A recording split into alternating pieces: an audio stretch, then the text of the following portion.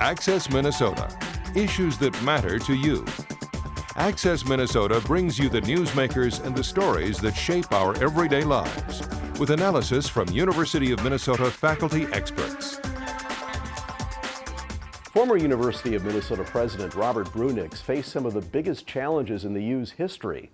This month on Access Minnesota, Bruininks reflects on his tenure as university president and looks to the future of higher education.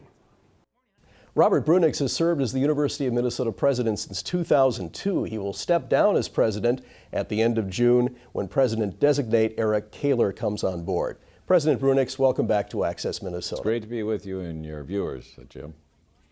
Arguably the most significant goal you set during your tenure as president was to make the University of Minnesota one of the world's top 3 research institutions. The goal was announced in 2005. Take us forward 6 years. How is progress going on that goal? Well, I think we're making a lot of progress. The purpose of the goal was to obviously set a very high aspiration for the university's future. And no one can sort of tell you with any degree of assurance that we've arrived at a certain point along this journey.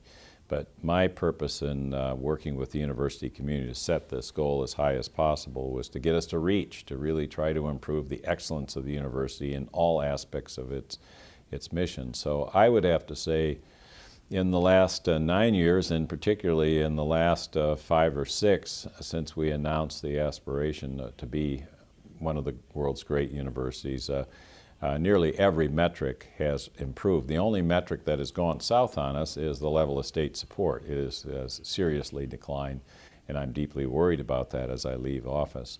But if you look at the educational measures of the University of Minnesota, our graduate and professional programs are ranked very, very highly in a recent national assessment. The undergraduate programs of the University of Minnesota campuses have steadily improved. Graduation rates are up 50% on the Twin Cities campus, undergraduate graduation rates.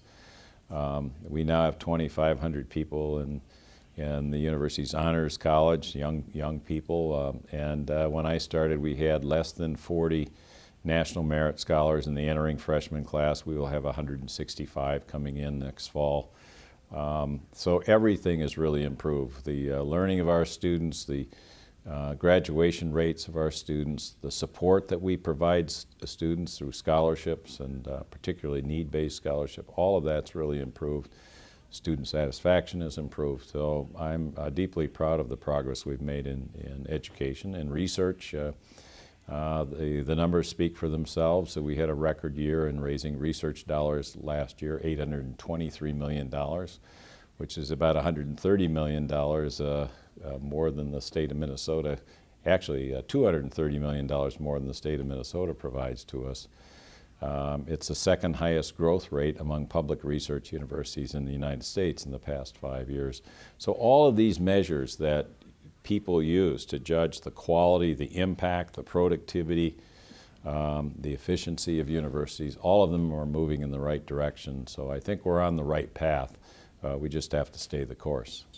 In 2005, when the goal was announced, of course, you could not have anticipated the impact of the state funding cuts. What sort of challenges did those present to you in trying to achieve that goal? Well, the challenges are real. There's no question about it that you need investment, you need continuous investment to improve yourself. But they also provided the university community an opportunity to revisit our priorities. So we took it as an opportunity to combine colleges to reform the entire University of Minnesota Extension service. We thought deeply about how to get the academic fields of the university to work more productively together.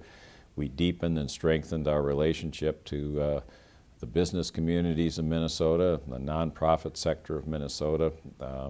We set out to raise more private money in a highly thoughtful and directed way and succeeded, closing out about a $360 million 6-year scholarship fundraising campaign. So we did a lot of things that I think were made more urgent by at least the early cuts in my tenure. The first year, I was facing with the university community a $185 million 2-year reduction in state support, the first of 3 during my tenure, and we're in one right now, the third of the three. So it's been made more challenging, but I think what I'm really proud of is this university community really stepped up. We set priorities, we made tough decisions, we reallocated our resources, and I think as I leave office I can justifiably say that this is a much stronger university than when I took office, and I think Mark Udoff, my predecessor, could say the same thing as he left.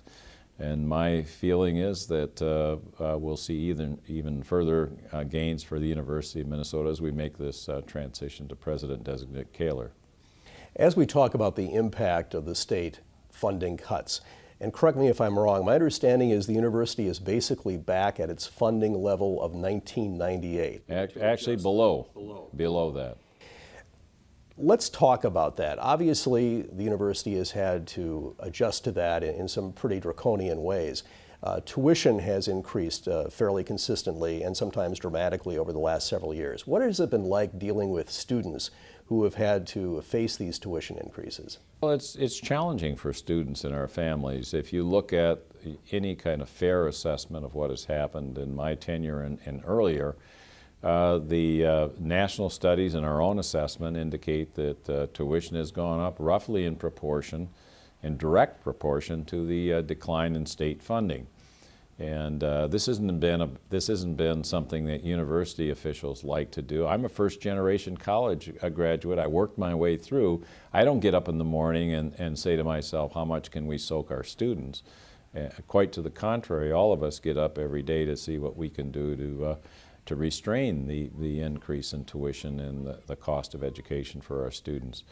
So it's been very, very challenging, and it's one of the reasons we started the Promise for Tomorrow Scholarship Drive. I consider to be the Promise Scholarship Drive one of the signal achievements of this administration. When I started, we were raising $5 to $7 million a year, and as we kicked this scholarship drive off, we averaged about $50 million a year in scholarship support by telling people it was important, by providing matching resources for significant gifts. And so while we saw an increase in tuition, we did everything possible through the scholarship fundraising drive, through a new need-based scholarship strategy that I think is the best in the country. We call it the University of Minnesota Promise Scholarship. It's indexed all the way to $100,000 of adjusted family income.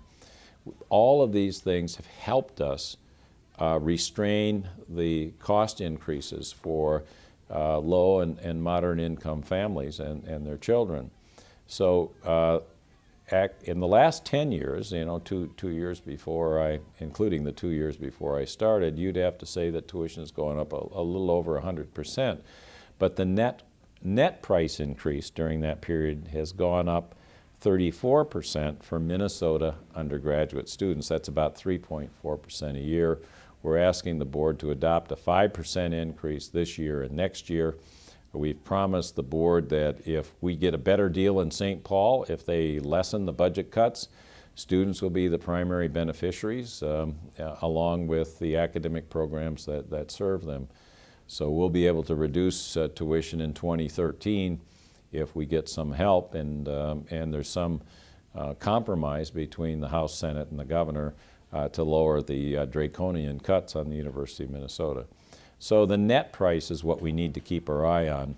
I always say to people, you do not go into a brand new automobile showroom, get on your knees and ask the salesperson to soak you with the highest possible price.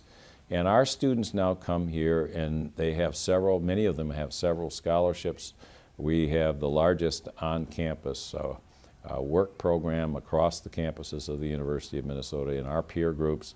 So we do everything possible to keep that cost under control and to really drive it down for students. The cost of attendance will go up about 4% next year. That includes books, room and board, and tuition. So we think we're doing a good job of keeping the cost down, but also providing financial support to drive down the net costs so that higher education stays financially accessible and affordable for our students and their families. When Access Minnesota returns, former President Bruininks discusses the effects that budget cuts have had on the U during his tenure. Access Minnesota will return after these messages.